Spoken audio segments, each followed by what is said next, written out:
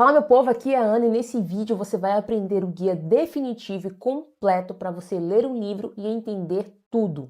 Então, sem mais delongas, para introduzir o nosso assunto, eu queria falar da importância da leitura antes e depois. E você pode estar se perguntando, tá, Ana, o que significa esse antes e depois? Antes da era digital e agora depois da era digital. A gente tinha que antes da era digital, a leitura era uma forma não só de passar conhecimento, mas também era uma forma de entretenimento.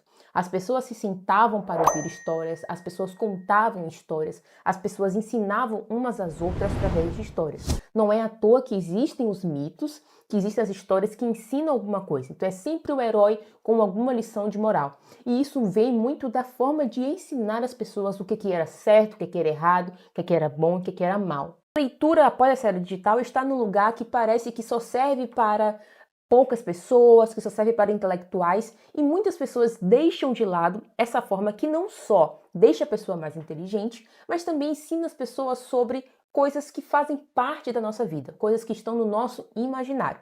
Então a leitura, nesse momento, ela é uma atividade que exige atenção e ao mesmo tempo é uma atividade que é negligenciada por muitos devido a isso aqui, né, ao celular, e muitas das vezes acreditam que os videozinhos de 30 segundos, os vídeos curtos, os conteúdos curtos são o suficiente para adquirir conhecimento e não são. Ou seja, a partir do momento que você quer se aprofundar, você precisa estar disposto a desprender não só a sua atenção, mas também a sua força física. Afinal, você precisa, claro, ficar sentado por horas, você precisa prestar atenção no que você está lendo, e é disso aqui que eu vou falar. Por quê? Porque existem duas formas de leitura que são complementares e vão te ajudar a absorver todo o conteúdo, a entender todo esse conteúdo. Esses dois tipos de leitura foram estudados, foram divulgados por Mortimer Adler no seu livro Como Ler Livros. As leituras que eu vou falar aqui são a analítica e a sintópica, porque eu acredito que essas duas leituras são os pilares para que você tenha uma leitura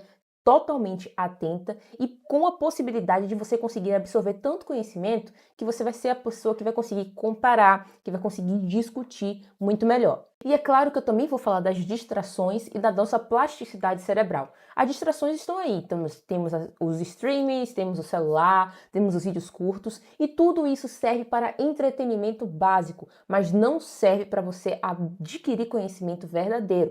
Então a gente precisa equilibrar e aí eu vou falar como fazer isso. E por último, vou falar da plasticidade cerebral, porque nós sabemos que nós não fomos feitos para ler, nos adaptamos e nós estamos perdendo essa capacidade de aumentar a nossa elasticidade cerebral, tornando-nos mais burros. A primeira coisa que eu quero falar é sobre os fundamentos da leitura eficaz. E o que eu quero dizer com isso? Eu quero dizer que existem níveis de leitura. Eu acredito que existem níveis de leitura e a partir do momento que você reconhece qual nível você está e para qual nível você quer ir, fica muito mais fácil de você seguir esse caminho. Veja que os níveis de leitura não são para te limitar, para te colocar em caixinhas, nem nada disso. Eles servem para te ajudar, para te auxiliar, para te dizer aonde você está e para onde você pode ir. Então, com isso, foi o que o Mortimer Adler fez. Ele listou os tipos de leitura, mostrou a característica de cada uma delas, o que você precisa ter e o que você precisa pensar em ter quando você quer ir para um nível além do que você já está. E por fim, nós temos as habilidades básicas de leitura e eu acredito piamente que você adquire as habilidades básicas quando você tem uma leitura regular.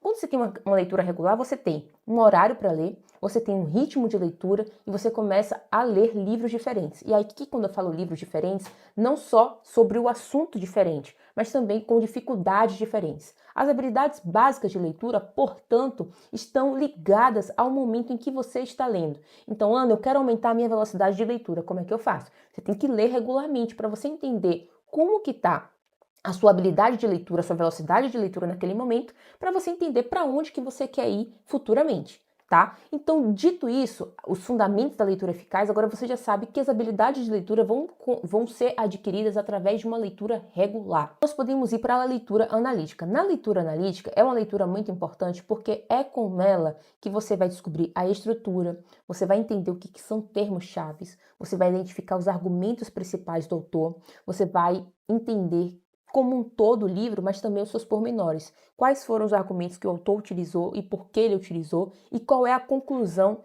que ele chega, quais são as respostas, quais são as perguntas que ele faz e quais são as respostas que ele nos fornece ao final do livro. Então, a primeira etapa que o Mortimer Adler vai falar para a gente fazer na leitura analítica é saber qual tipo de livro nós estamos lendo. E o que isso significa? Significa que você precisa saber, antes de começar o livro, o que ele está falando. Ou seja, através de uma pré-leitura.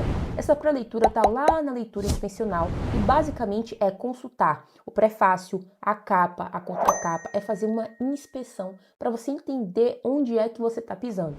Então, esse livro, ele ensina o que é alguma coisa, ou seja, é um livro teórico, ou ele ensina como fazer alguma coisa, um livro prático. É um livro expositivo? É um livro de romance? É um livro de ficção? Qual tipo de conhecimento esse livro transmite? Com essas perguntas, você será capaz de saber o que aquele livro é além da capa. Então, você sabendo o que é esse livro, você primeiro vai dizer se esse livro vale o seu tempo, e aí se ele valer, é claro que você vai aplicar a leitura analítica. E a segunda etapa que a gente tem que fazer na leitura analítica é conseguir resumir o livro em uma única frase ou pelo menos em poucas palavras. E você pode estar se perguntando, poxa Ana, mas para que eu vou querer resumir o livro em uma palavra? O que isso tem a ver? Então, quando você sabe sobre o que é o livro, você tem domínio do assunto no sentido de saber o que você vai enfrentar nesse livro. E é claro que você pode expressar essa unidade do livro, esse motivo do livro existir de diversas formas, mas você tem que lembrar também que o livro é sempre o mesmo. O jeito que eu leio o livro, o jeito que você lê o livro pode ser diferente, mas o livro, ele sempre é o mesmo. Então existem elementos centrais, existem elementos chaves que devem existir quando eu for ou quando você for expressar a unidade do livro. Ou seja, a unidade do livro nada mais é do que o seu propósito, do que o tema que ele vai se encarregar de explicar para a gente durante a leitura. Vou te dar um exemplo. Imagine que nós estamos falando de Crime e Castigo e eu fosse expressar a unidade do livro. Eu diria que Crime e Castigo, de Dostoiévski, narra a angustiante jornada psicológica de Raskolnikov, um estudante atormentado que comete um assassinato para provar sua teoria sobre a supremacia moral dos indivíduos extraordinários. Para ele, existem crimes que seriam benéficos para a sociedade. Esse seria um exemplo de como eu expressaria a unidade de crime e castigo. Além disso, eu posso falar do tema, da estrutura e do propósito. O tema nada mais é do que a questão moral. Nós estamos falando de como a questão da consciência individual, como a questão da moral está envolvida nesses indivíduos da história. Estou falando de estrutura, a estrutura é linear, ou seja, acontece de ordem cronológica desde o planejamento do crime até as suas consequências. E por último, quando eu falo de propósito, o propósito do livro nada mais é do que explorar a questão da moral e do crime. Então, com isso, veja que eu saí de uma leitura de entender, beleza, é o autor russo, Dostoiévski isso, Dostoiévski aquilo, agora eu tomei parte da história. Agora eu sei sobre o que é a história. Com essa segunda etapa concluída, nós vamos para a terceira etapa, que é expor as partes do livro e mostrar como essas partes estão relacionadas e ordenadas. Ou seja, eu vou entender a estrutura do livro. Esse livro está separado em capítulos, esse livro está separado em partes. Uma coisa interessante é que essa etapa, e como todas as outras, também podem ser aplicadas em livros ficcionais. Exemplo disso é como eu posso aplicar no livro Dona Flor e seus dois maridos, que é o que nós estamos lendo lá no Clube Leia Mais. Se você quiser saber mais, é só clicar aqui no primeiro link da descrição, em que é dividido em 5 partes. Essas 5 partes conversam entre si porque fazem parte da contação de história, fazem parte da aceleração de toda a trama. Então, a primeira coisa que acontece é quando Dona Flor ela fica viúva, depois Dona Flor ela passa pelo luto, ela supera o luto, ela conhece Teodoro, e aqui nós temos a última parte, que é quando Vadinho volta e fica perturbando o juízo da Dona Flor. Então a gente entende que todo bom livro é como uma boa casa, é um conjunto organizado de partes. Quando eu entro numa casa organizada, eu não vejo um vaso sanitário em cima da cama, eu também não vejo um banheiro no meio da cozinha, eu vejo tudo separadinho, assim como um bom livro. Ou seja, por isso que existem livros mais legíveis e livros menos legíveis, e tá tudo certo. Às vezes não é nem por causa do nosso nível de leitura, às vezes é a complexidade desse livro. E existem complexidades de assunto e de como esse assunto está sendo trabalhado. Basta que a gente entenda qual é o nosso tipo de dificuldade. E a quarta etapa é composta por saber quais foram os problemas que o autor enfrentou. Isso aqui significa, gente, que você pode saber quais foram as perguntas que o autor respondeu, quais foram os problemas que ele encontrou e como ele resolveu e escreveu esse livro. E você também pode encontrar formas de perguntar. A partir dos argumentos, do propósito que o autor teve nesse livro, você pode se fazer perguntas e saber se o autor conseguiu resolver. Nem sempre essas perguntas estão muito claras, então é por isso que você precisa entender o livro para conseguir fazer essas perguntas e também saber se o autor conseguiu responder essas perguntas. Então existem perguntas teóricas como do que se trata, por que existe, a que propósito serve, como se comporta, mas também existem as perguntas práticas, por exemplo, quais fins busca, quais são as etapas para atingir esse objetivo e em que ordem que isso acontece. E com essas perguntas você será capaz de responder, de entender se o autor realmente seguiu o seu propósito e conseguiu responder, ou quais perguntas ele respondeu e quais perguntas ele não respondeu. Uma coisa importante que pode te ajudar é encontrar as palavras-chave de um livro. E você pode estar se perguntando, Ana, eu não sei como encontrar as palavras-chave. Como é que eu encontro as palavras-chave de um texto? Bom, você tem que considerar duas coisas, dois aspectos básicos. A primeira, o autor vai utilizar a palavra-chave de uma forma coloquial. Não vai estar lá estampado e de verde, amarelo, nem nada disso. Você precisa entender qual foi o sentido que ele empregou e como que essa palavra se repete durante toda a narrativa. Uma outra coisa que você pode considerar é que se você estiver lendo livros mais antigos, essa palavra-chave pode não ser tão familiar. Então, quando você identificar essa palavra-chave, você pode ir para os argumentos do autor, e normalmente esses argumentos estão bem estampados. Ele vai te dizer por que ele defende, como que ele defende, quais são os autores que ele também se apoia. E aí você, como leitor, tem que ir atrás desses autores para saber realmente se faz sentido, se ele está se apoiando da maneira certa. Para melhorar, para tornar sua leitura analítica aquela leitura forte que você realmente entenda, você pode fazer anotações nas margens ou até mesmo dentro dos livros. E aí você pode utilizar post-it, você pode utilizar os recursos que estão ao seu alcance. Então marca texto e utiliza com parcimônia para não ficar aquela coisa de pintar toda a página. Pega os argumentos, coloca os insights, então tenta fazer isso de uma forma que seja regrada para você não riscar todo o livro e quando voltar você nem saber o que é de fato importante e o que não é. Uma outra coisa, depois de você marcar o que realmente importa e fazer anotações em cima disso, você pode resumir os capítulos. E eu gosto dessa parte de resumir, porque é no resumo que você vê onde que estão as suas falhas, no sentido de o que é que eu não entendi, o que é que eu entendi, e você vai colocar o que realmente te chamou a atenção, e aí que vai gerar os insights, e aí que vai gerar o conhecimento. Um terceiro ponto é questionar o autor. Você concorda com o autor? Por que você concorda? Por que você discorda? Você precisa saber argumentar isso, porque não adianta dizer, eu não concordo porque ele tem um bigode muito grosso. Tipo assim, não faz o menor sentido. Você tem que saber argumentar e tem que saber por que você discorda. E por fim, relacione o conteúdo com o conhecimento prévio, com a sua vida, com qualquer coisa. É impossível que você não consiga relacionar, por mais abstrato que seja, e aí tem um quezinho de você realmente fazer um esforço intelectual, um esforço imaginativo, e é por isso que é importante a formação do imaginário, porque é nesse momento que a sua imaginação entra em ação. Se você não tem imaginação, se você é uma pessoa que não consegue se imaginar, nada que você não consiga ver, você está muito ferrado. Porque o momento de você imaginar é quando você se torna mais criativo, mais inteligente. É a imaginação que faz com que tudo se conecte. É a sua capacidade de conectar as coisas, de conectar símbolos, de conectar imagens, que vai te fazer uma pessoa mais inteligente. Então você viu que a leitura analítica vai demandar esforço, vai demandar tempo, mas você vai garantir que você está entendendo o livro. E aqui eu vou te dar um resumão. A primeira etapa você vai saber qual é o tipo de livro que você está lendo. Na segunda etapa você vai resumir a unidade do livro em uma única frase ou em poucas palavras. Na terceira parte você vai expor as partes principais dos livros e vai entender como elas estão conectadas.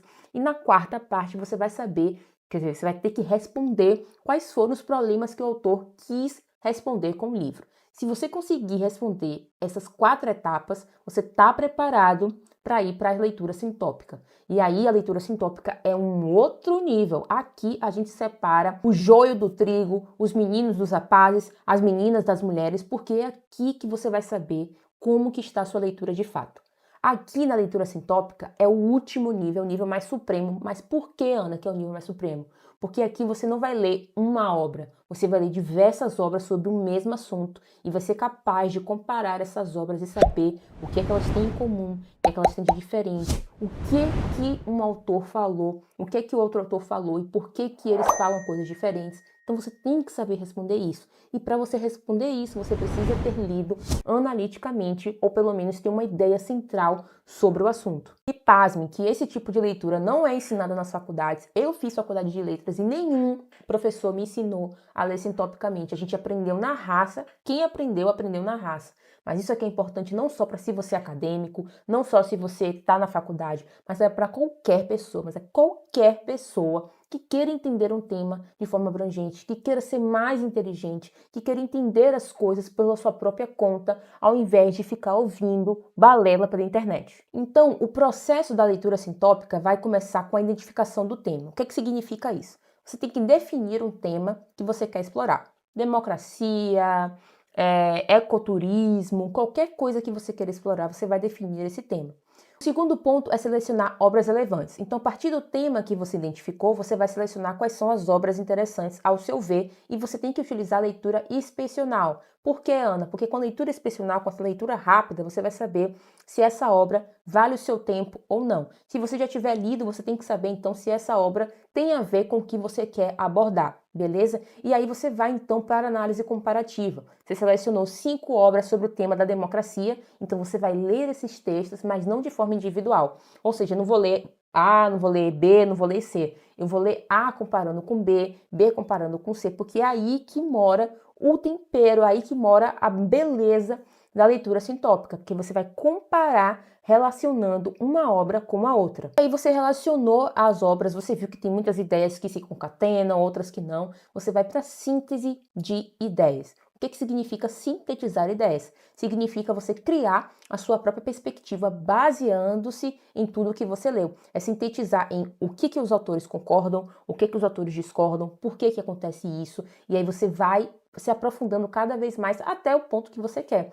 Porque cada autor utilizou um outro autor para se basear. E é por isso que tem a beleza da literatura, porque tudo está interligado. A gente tem assim, Ana, os mitos, sei lá, os mitos gregos, a história grega, nada se relaciona com a vida atual. Gente, olha só, todas as histórias da Disney, por um exemplo, elas têm a jornada do herói. A jornada do herói é um conceito mais velho do que a velhice. Então, se a gente parar para observar, tudo está interligado e as ideias elas se aproveitam. O Walt Disney não tirou a ideia assim magicamente da cabeça dele e fez a Pequena Sereia ou fez qualquer outro tipo de desenho. Foi baseando-se nos mitos. Os mitos vêm lá de antigamente. As pessoas aprendiam através das histórias dos mitos, mas isso aí é para um outro lugar. Então vamos dizer que você esteja fazendo uma leitura sintópica sobre democracia.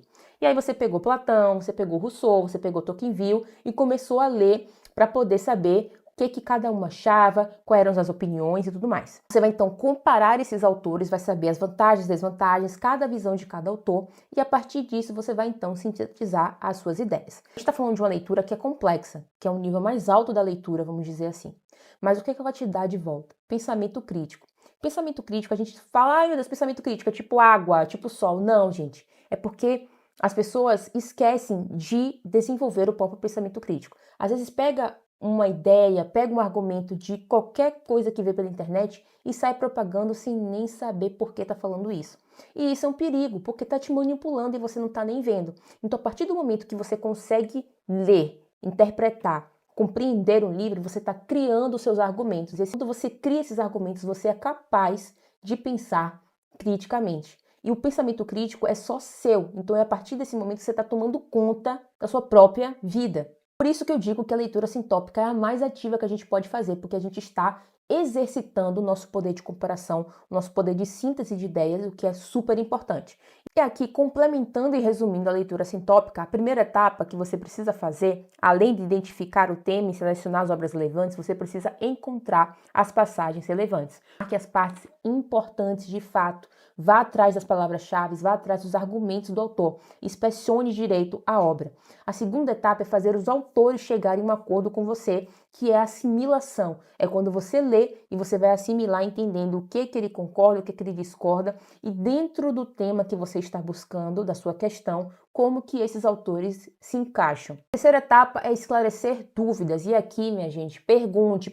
Antes de sintetizar as ideias, faça perguntas. A gente acha que pergunta é coisa de criança de 6 anos, mas não é. A melhor coisa que a gente pode fazer para aprender é se perguntar por quê, o que, como, para quê. Quanto mais você se pergunta, mais perto da verdade, do tema, da ênfase do livro você chega. E por fim, na quarta etapa, você vai definir as divergências. Isso significa o quê? Que você vai saber onde os autores convergem, onde os autores divergem, e aí vai reunir esse assunto para fazer a sua síntese de ideias. E então, quando a gente está falando agora de cérebro leitor e distrações atuais, é muito importante que a gente tenha o entendimento de que a gente não foi feito para ler. Um estudo feito por a Marianne Wolf mostrou que a gente realmente foi um achado, uma coisa fora da curva, a gente se adaptou à leitura. Então, o nosso cérebro não era adaptado à leitura, a gente adaptou a leitura e agora a gente está se desadaptando à leitura, muito porque a gente começou a ler na internet, a gente começou a ler com um monte de distração, então nossa atenção se tornou difusa. Então se alguém estalar o dedo lá na Tanzânia, vão fazer uma dança no TikTok, vão divulgar lá no G1, e a gente precisa saber disso, porque a gente senão fica com aquela síndrome de fear of missing out. Se você não sabe o que é a capacidade que a gente tem de não se desligar. A gente precisa saber de tudo, porque senão a gente sente no nosso íntimo que a gente está perdendo alguma coisa, e isso é um martírio pra gente, tá? Então, quando a gente fala de leitura profunda, a gente está falando de uma leitura que a gente conquistou. A gente conquistou a leitura profunda, a gente consegue se concentrar fielmente em alguma coisa. E a gente está desperdiçando isso através de simplesmente não saber equilibrar as coisas. É só falta de equilíbrio, na minha opinião. Porque a gente tem uma vida super agitada, a gente consegue passar 3 horas no TikTok, 3 horas no Instagram, mas a gente é incapaz de passar 3 horas lendo. O que é um absurdo, já que a gente conseguiu, a gente conquistou a nossa capacidade de leitura e a nossa capacidade de atenção. E aí você me pergunta e eu te pergunto, como é então que a gente mantém um foco, Ana? Como é que eu volto então a ter uma leitura atenta? A resposta é muito simples, você vai ter uma leitura atenta quando você começar ou voltar a ler atentamente. E para ler atentamente a gente precisa se livrar, colocar para longe, isolar as distrações. Não ler com o computador perto, não ler com a televisão ligada, não ler com o celular do lado. Tudo isso vai te fazer criar um ambiente fora de distrações. Ah, Ana, é muito difícil, eu tenho um filho. Realmente, quando a gente tem filho, quando a gente tem obrigação, é muito difícil. Mas nada escapa da rotina. Então, se você combinar direito com seu cônjuge, com seu marido, com sua esposa, com seu, enfim, com seu filho, que naquele tempo é o tempo da sua leitura, eu tenho certeza que vai chegar um momento que todo mundo, a casa, o vizinho, o condomínio, todo mundo da face da terra vai saber que aquele é o seu horário de leitura. O meu horário de leitura, ninguém me incomoda. Se me incomoda, eu falo, tô lendo, depois eu vejo. E por que eu faço isso? Porque é o meu horário. É aquele horário que eu decidi que eu vou ler por tantas horas ou tantas páginas e tudo mais. É nesse foco, é nesse momento que você vai construir uma rotina de inteligência. Não adianta, não tem coisinha mágica. Eu não vou te ensinar hack, porque primeiro eu não sou programadora, eu não acredito em hack, eu acredito em você estipular horários e estipular tempo de leitura. Com isso, você já tem metade do caminho andado, porque a leitura rápida, a inteligência vem do momento que você está lendo. E aí nós vamos falar então da plasticidade cerebral e da leitura,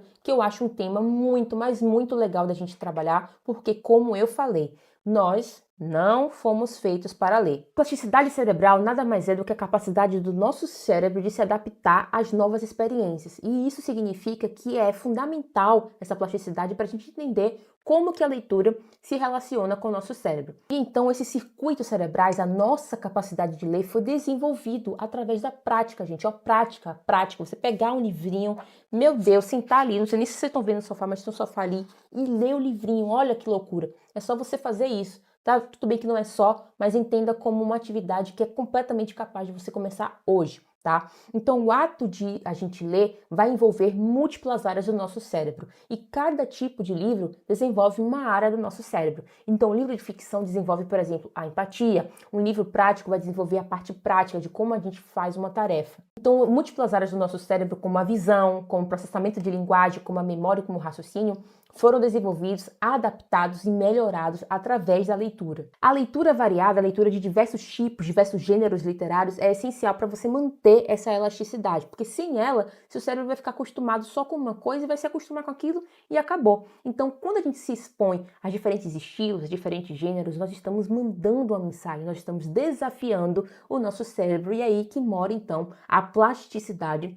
cerebral. Ou seja, quanto mais você lê, mais fácil de conectar essas coisas dentro do seu cérebro. E quanto mais você conecta, mais inteligente você fica. Então, para você aproveitar ao máximo a plasticidade cerebral através da leitura, você precisa ler uma variedade de materiais. Então, pode ler na internet, leia no Kindle, leia, enfim, pelo computador, mas não esqueça dos livros. Isso aqui é muito importante, gente. Não esquece dos livros e não esquece dos tipos, gêneros literários que existem.